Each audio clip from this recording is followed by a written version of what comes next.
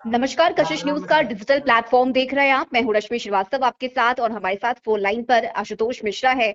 झारखंड में INDIA alliance में all is well की स्थिति फिलहाल नजर नहीं आ रही और यही वजह है कि तेजस्वी यादव ने अभी से थोड़ी देर पहले मुख्यमंत्री हेमंत सोरेन से मुलाकात की और इस दौरान माले के विधायक भी मौजूद रहे।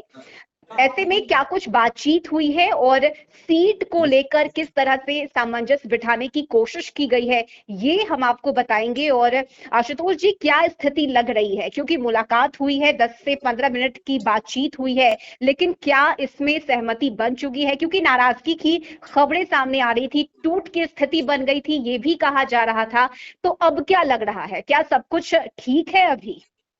देखिए बिल्कुल एक नज़र में कहा जाए तो जैसे कि आज का घटनाक्रम है वो मैं बताता हूँ। 11 बजे आरजेडी ने पीसी बुलाई थी और उसमें आरजेडी की तरफ से ये क्लियर होना था कि गठबंधन हुआ या टूटा, अलग लड़ेंगे या साथ में लड़ेंगे, लेकिन वो पीसी स्थगित हो जाती है। उसके बाद जो टाइम है वो बताया जाता है कि 1:30 बजे पीसी होगी। फिर अचानक खबर आती है कि 1:30 बजे भी प्रेस कॉन्फ्रेंस स्थगित कर दी गई है।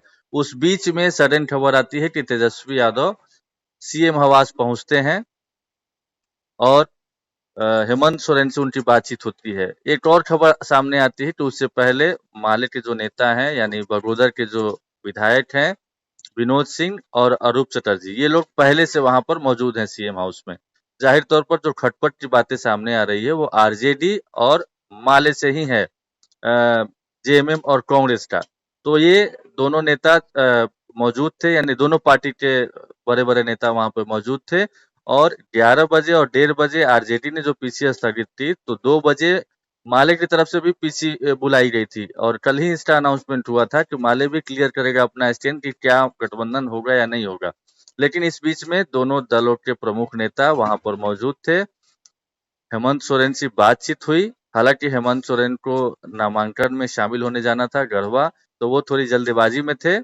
लेकिन फिर भी कहा जा रहा है कि अरूप चटर्जी और विनोद सिंह से उनकी बातचीत हुई है काफी देर तक। लेकिन तेजस्वी यादव 15 से 20 मिनट ही वहां पे रुके और फिर बाहर निकल गए। बाहर निकल के मीडिया ने कोशिश भी की, पत्रकारों ने उनसे बात करने की, लेकिन वो किसी से बात उन्होंने नहीं की और होटल रेडिसन ब्लू में चले गए। और अभी खबर आ रही है कि वहां पे अपने जो नेतागण हैं, आरजेडी के जो प्रदेश स्तर के नेता हैं, उनसे मंथन चल रहा है या मंथन हो भी गया होगा। तो क्या बातचीत हुई? अगर एक नज़र में देखा जाए तो तेजस्वी यादव ने बातचीत नहीं की है, तो कहा जा सकता है कि शायद अब तक बात नहीं बनी है। माले के नेताओं ने भी बाहर आकर बयान दिया है। उनके मुताबिक अब तक चीजें क्लियर नहीं हुई है और देर शाम को एक बार फिर से जब हेमंत सोरेन लौटेंगे तो बातचीत हो सकती है। लेकिन जो इन्फॉर्मेशन छनकर सामने आ रही है हमारे पास है, उसके मुताबिक ऑलमोस्ट जो आज जो बातचीत हुई है उसमें क्लियर हो गया है कि कौन-कौन सी सीटें हेमंत सोरेन या कांग्रेस, वाम दल और आरजेडी को देने जा रहे हैं। करीब-करीब खाका तैयार हो गया है। एक दो ऐसी सीटें हैं जिस पर अभी भी बातचीत होनी बाकी है और शायद वो उसी की बात कर रहे हैं रूप चटर्जी और विनोद सिंह की देर शाम को जब सीएम आएंगे तो बातचीत होगी। हो सकता है कि एक राउंड की बातचीत तेजस्वी यादव या फिर आरजेडी के नेताओं की भी हेमंत सोरेन से हो। लेकिन अब तक जो लबो-लुआब सामने आ रहा है, उसके मुताबिक चीजें ऑलमोस्ट क्लियर हो गई है और गठबंधन में अब ये कहा जा सकता है कि शायद गठबंधन नहीं टूटेगा और इंडिया अलायंस एकजुट होकर के चुनाव लड़ेगा। तो कहाँ पे यानी जो बातें निकलकर सामने आ रही थी, फिलहाल उस पर ब्रेक लगता हुआ नजर आ रहा है और शायद इस मुलाकात के बाद स्थिति थोड़ी अस्पष्ट है और शायद सब कुछ अब ठीक ठाक है, ऐसा दिख रहा है। ऐसा दिख नहीं रहा है। जी। ऐसी बातें अंदर खाने से निकलकर सामने आ रही है। दिख तो अच्छा नहीं रहा है, जी। क्योंकि कोई भी कहने की स्थिति में नहीं है कि कितनी सीटों पर बात बनी है या नहीं बनी है। हम्म। लेकिन हाँ, बार-बार पीसी स्थगित करने का क्या मतलब है? मतलब ये लोग फ्लेक्सिबल हैं, ये लोग अभी भी चाहते हैं कि बातचीत हो करके जो समस्या है उसका समाधान हो जाए। किसी भी सूरत में अलग-अलग चुनाव लड़ने की नौबत ना आए। किसी भी सूरत में एनडीए अलायंस को गठबंधन टूटने की वजह से एज न मिल जाए। ये मोटिव है सारे दलों का और इस यही वजह है कि सब लोग फ्लेक्सिबल हैं और सब लोग थोड़ी बहुत कुर्बानी देने के लिए तैयार भी हैं। तो अंदर से जो बातें छनकर सामने आ रही है वो मैं बताना चाहता हूँ कि उसमें जो बात बनने के संकेत मिल रहे हैं, तो कैसे बात बनी है? आरजेडी 12 से 13 सीट की डिमांड कर रहा था, माले भी उससे ही ज्यादा, मतलब 12, 13, 14, 15 के आसपास में सीटें डिमांड कर रहा था। तो कहाँ पे कौन सा बीच का रास्ता निकल सकता है जिससे बात बन सकती है? तो जो इंफॉर्मेशन है, जो छनकर सामने आ रही बात, वो हम बताना चाहते हैं कि देखिए, माले को 4 सीट दी जा रही है, ये करीब करीब तय हो गया है।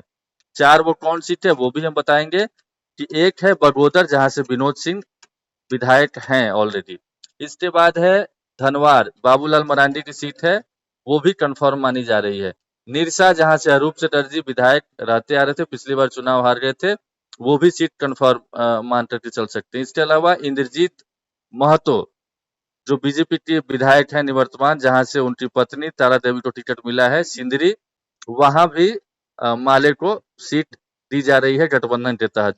और इस बात की चर्चा हम लोग बहुत पहले भी कर चुके हैं कि ये 4 सीटें दी जा सकती है वाम दलों को। अब आरजेडी को जो 2019 में सीट मिली थी, वो थी चतरा, देवघर, कोडरमा, हुसैनाबाद, गोड्डा और बरकट्ठा। ये तमाम सीटें थी, छतरपुर और बरकट्ठा।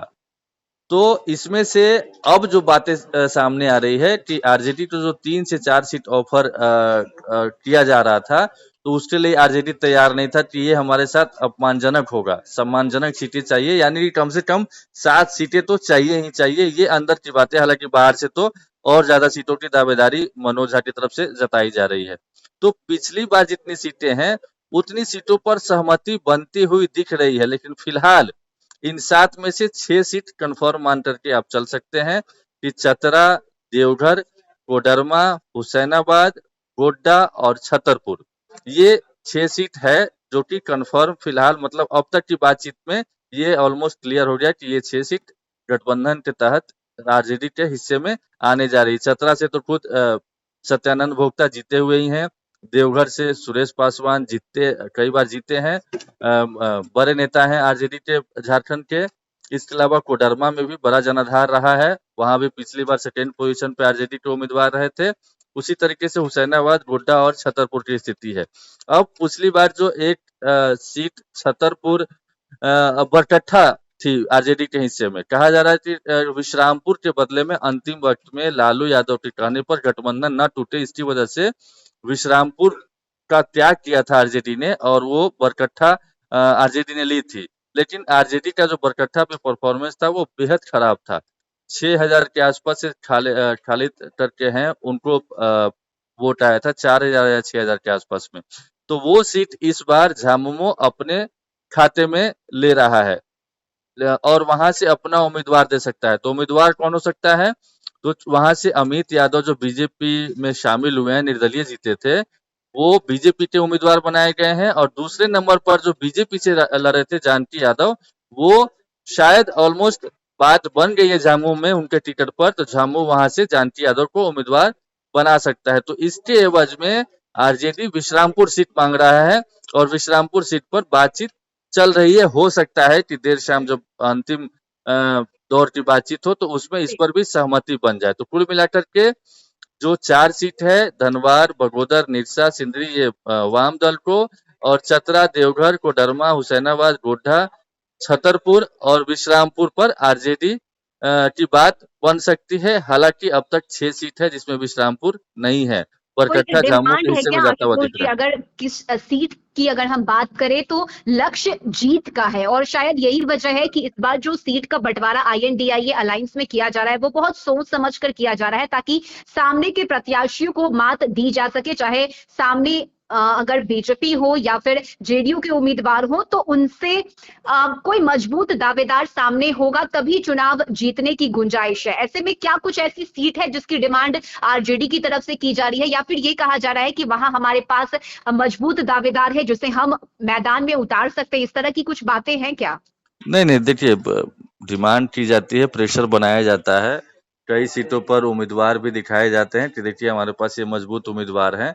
लेकिन फैक्ट यही है कि आरजेडी के पास आज की तारीख में, कम से कम झारखंड में, बिहार में बेहद मजबूत पार्टी है, इसमें कोई शक नहीं है, लेकिन झारखंड में उम्मीदवार की भी कमी है, संगठन भी उतना मजबूत नहीं है, और ये हेमंत सोरेन जानते हैं। और शायद यही वजह है कि आरजेडी की सीटों में कटौती करने का उन्होंने मन बनाया था।